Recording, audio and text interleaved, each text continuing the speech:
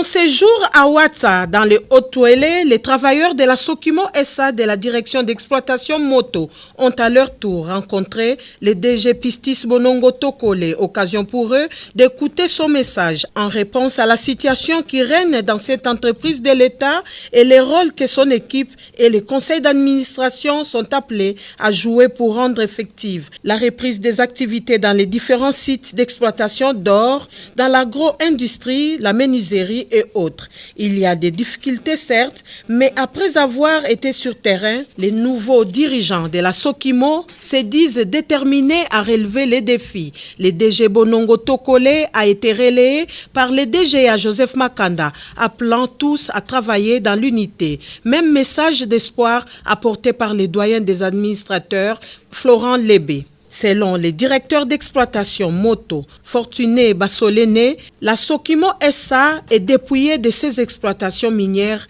dans les Hautes-Touélé. Ouatta continue quand même à maintenir son service médical, agricole et de menuiserie hérité de l'époque coloniale. Il y a nécessité de renouveler les équipements. L'agro-industrie de la Sokimo SA ne reste que de nom, car dépouillée de ses têtes de vaches durant les différentes rébellions. La délégation a ensuite visité les ateliers d'électrokimo. Les machines en panne doivent être réparées, également quelques transformateurs.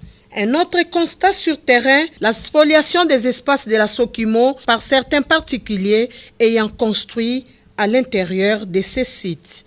Juste après, le directeur général a visité les différents bureaux, les services de la géologie. À l'issue de cette visite, Pistis Bonongo Tokole a appelé tous à se mettre au travail et de privilégier l'intérêt général. Le conseil d'administration de la Sokimo, a-t-il ajouté, est déterminé à remettre l'espoir chez les travailleurs en redressant la Sokimo pour qu'elle retrouve ses positions de grande opératrice minière, comme le souhaitent le président de la République, Félix Tshisekedi, et le gouvernement de la République.